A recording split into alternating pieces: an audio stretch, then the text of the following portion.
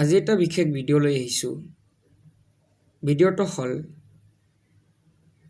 সাধাৰণ জ্ঞান আৰু মানসিক সামৰ্থ্যৰ জেনেৰেল নলেজ এণ্ড মেণ্টেল এবিলিটিৰ হয় 50 MCQ কুৱেশ্যন সলিউশ্যন কৰি দিম এই ভিডিঅ'ৰ জৰিয়তে। মই এনচাৰবিলাক ৰঙা চিয়াহীৰে টিকমাৰ্ক দি ৰাখিছোঁ, ৰাউণ্ড কৰি দিছোঁ। চাৰিটা অপশ্যন দিয়া আছে। শুদ্ধ উত্তৰটো মই ৰঙা চিয়াহীৰে ৰাউণ্ড কৰি দিছোঁ। এতিয়া অকল গাই দিম। কুৱেশ্যন নং 1, অসমৰ বৰ্তমান বিত্ত আৰু সমাজ কল্যাণ বিভাগৰ মন্ত্ৰীগৰাকী হ'ল। ইয়াতে চাৰিটা অপশ্যন দিয়া আছে। শুদ্ধ উত্তৰটো হ'ল এ অজন্তা নেওগ। কুৱেশ্যন নং 2, আলি আই লিগাং কোনটো জনগোষ্ঠীৰ উৎসৱ? Answer C Mising. কুৱেশ্যন নং 3, ভাৰতৰ ৰাষ্ট্ৰীয় খেল হ'ল। এনচাৰ এ হকী।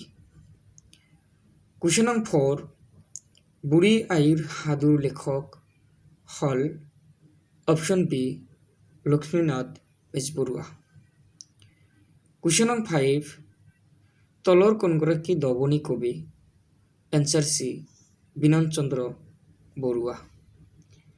কুৱেশ্যন নং 6, তলৰ কোনগৰাকী ব্যক্তিক অসমৰ সিংহ পুৰুষ বুলি জনা যায়? Answer B Radha Govinda Baruah.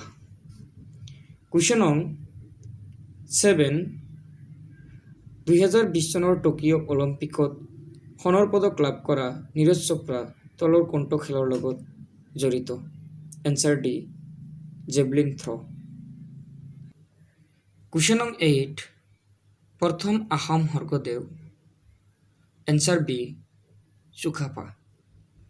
Question no 9, Dhing express বুলি খ্যাত খেলুৱৈগৰাকী হ'ল।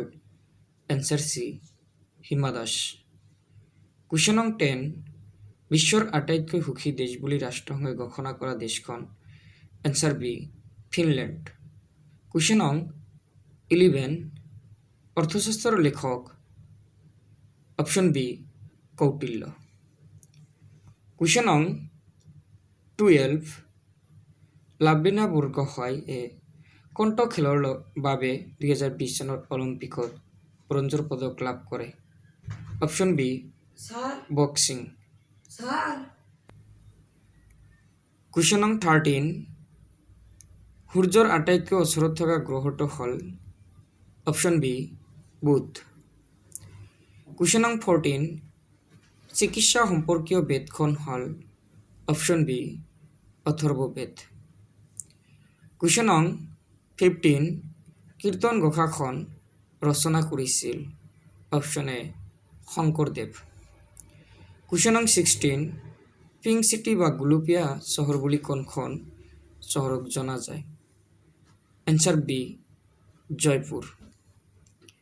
কুৱেশ্যন নং 17, 2021 বৰ্ষত অসম চৰকাৰে ঘোষণা কৰা নতুন ৰাষ্ট্ৰীয় উদ্যান দুখন হ'ল।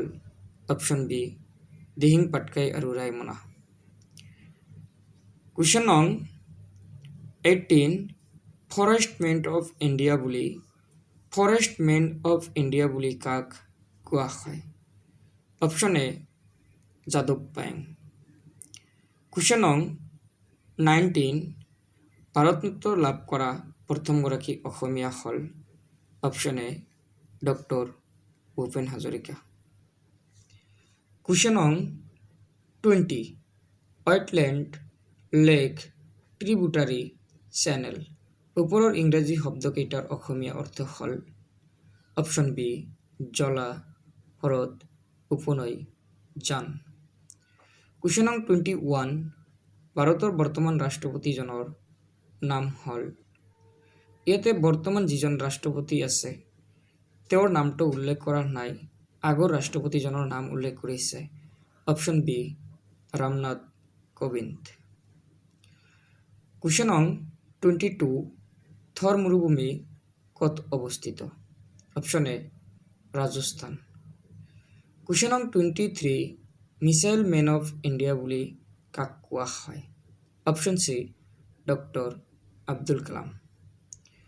কুৱেশ্যন নং 24 ভাৰত তথা এছিয়াৰ প্ৰথমটো তেল শোধনাগাৰ ক'ত স্থাপন হৈছিল? Answer B Digboi. অসমৰ কুৱেশ্যন নং 25 অসমৰ কোনখন নগৰীক অসমৰ মানচেষ্টাৰ বুলি কোৱা হয়? Answer D Sualkuchi. এতিয়া মই আলোচনা কৰিম মেণ্টেল এবিলিটি অৰ্থাৎ মানসিক সামৰ্থ্য সম্পৰ্কে। নিৰ্দেশনা অমিলত বাছি উলিওৱা। কুৱেশ্যন নং 26 অপশ্যন বি জুন। কুৱেশ্যন নং 27 এনচাৰ ডি পৃষ্ঠা। কুৱেশ্যন নং 28 অপশ্যন ডি 9। কুৱেশ্যন নং 29 এনচাৰ ডি প্ৰতিভা পাটিল। কুৱেশ্যন নং 30 অপশ্যন বি। কুৱেশ্যন নং 31 অপশ্যন চি 33। কুৱেশ্যন নং 32 অপশ্যন চি হাফনেউল। কুৱেশ্যন নং 33 অপশ্যন ডি পুৰী।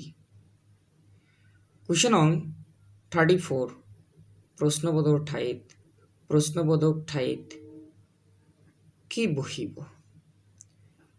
চিত্ৰটো চাব লাগে। 3 নম্বৰ চিত্ৰটোৰ ওপৰত প্ৰশ্নবোধক চিনৰ ঠাইত কি বহিব? Option A 81।